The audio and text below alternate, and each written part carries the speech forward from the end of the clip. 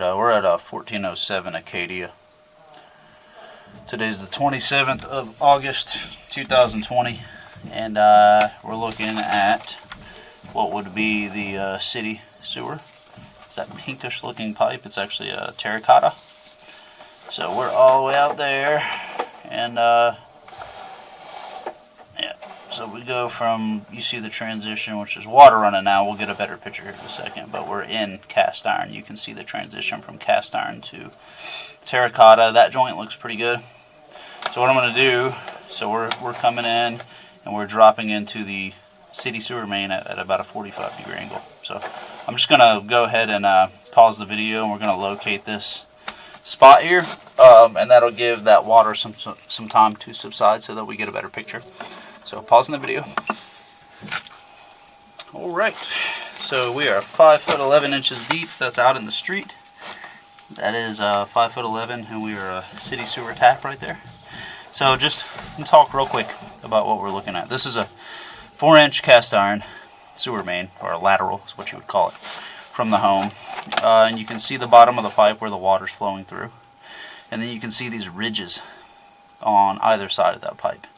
That is just years and years of grease, coagulation, grime, sediment, all types of crazy stuff. That's the inside of this pipe is metal, and it's rusted. You can see that pretty plainly, and you're just getting some of these mounds on the side. They kind of look like little mountain chains. Likely going to get worse the closer we get back to the home. I flew through here at hyperspeed because I like to get all the way out as far as I can go and then record on the way back. So I didn't really get a good visual, but I do know that the whole line's cast iron. So you can see this buildup on the sides. Obviously not the best of a pipe for solids like toilet paper, human waste. You can also imagine why things like wipes or feminine products can be so problematic when they get into sewer lines like this.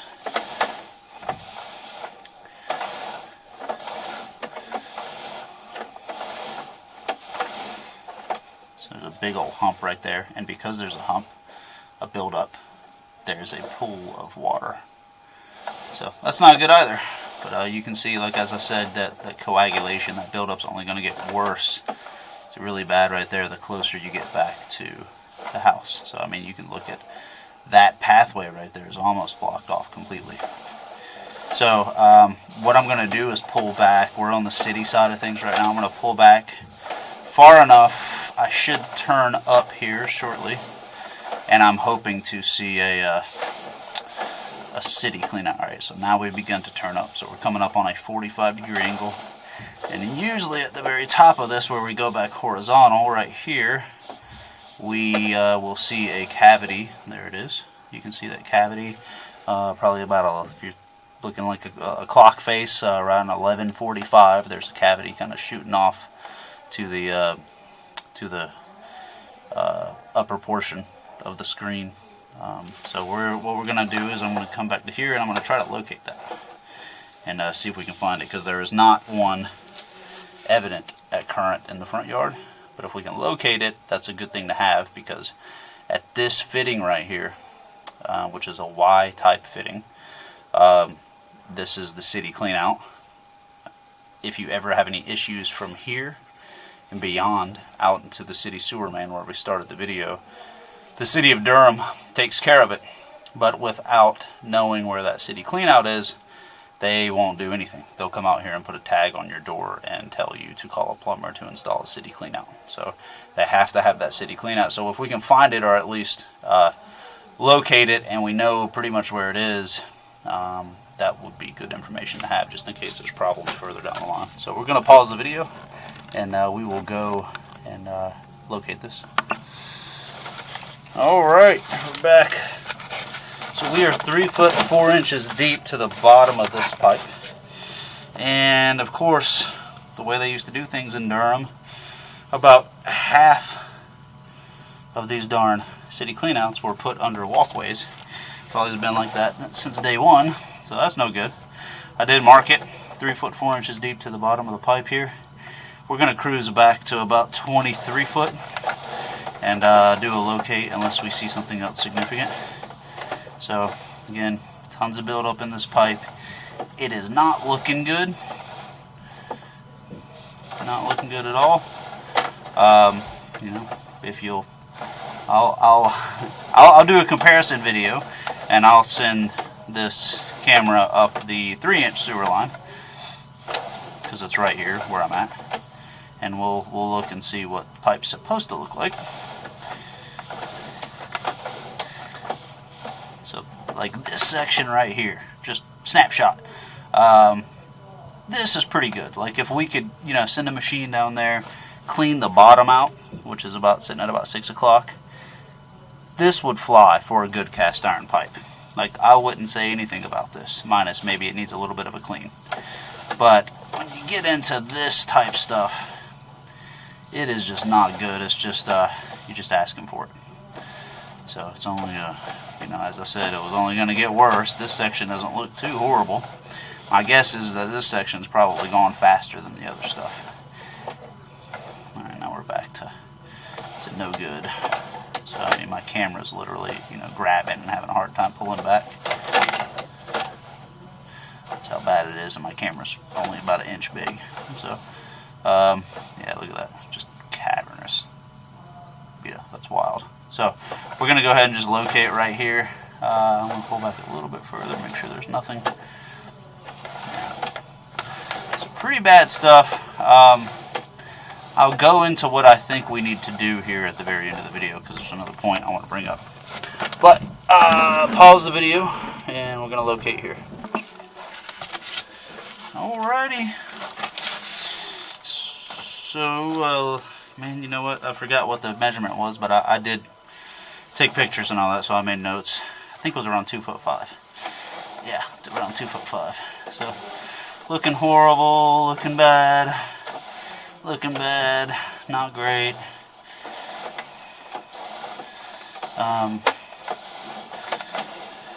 Yeah, just not good at all.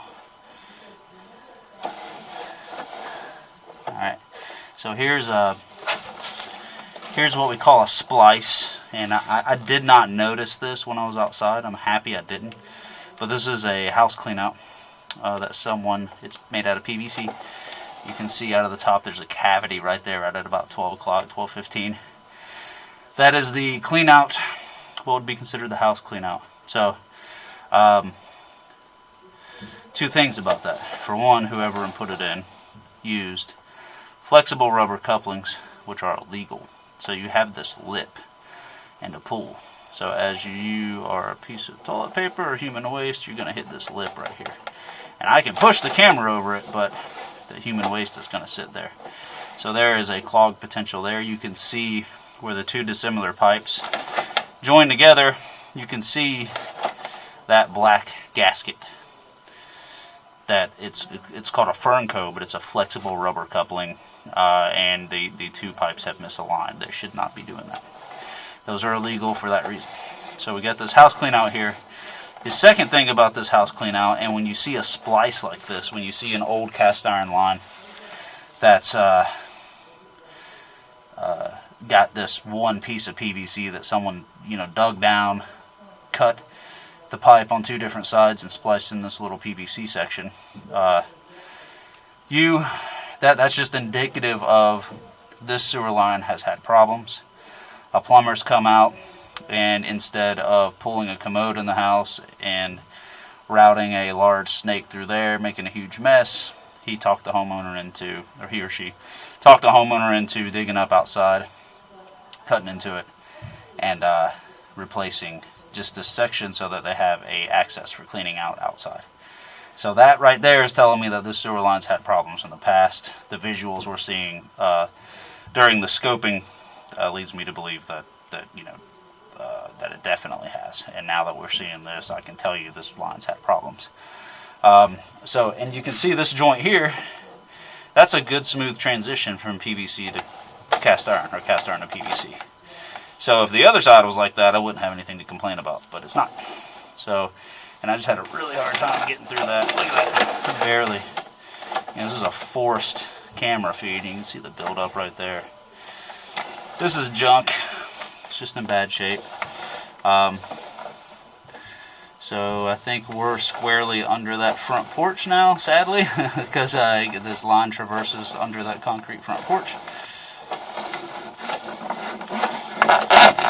Alright, and now we are in the crawl space of the house.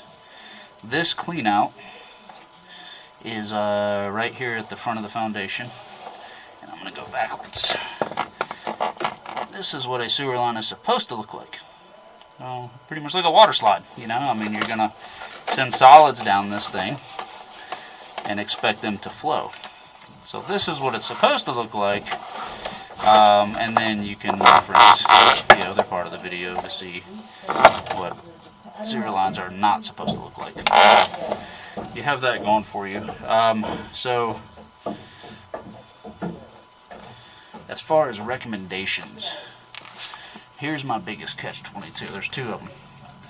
One is the only access point to clean the sewer main, which I really think is beyond cleaning life. If it was my home, I would not attempt to clean it. Though I think I've done it before and had pretty good success with it. But the fact that this is the only 4-inch access, and it's in here in the crawl in the foundation. My machine's around 300 pounds. You know, I'm not dragging it up here to do this. It's just not going to work. So there's that. But the biggest thing is that this water main coming from the meter, they've tried to cover it up with this black paint and tape and whatever else is on it, but it is galvanized. It's original to the home.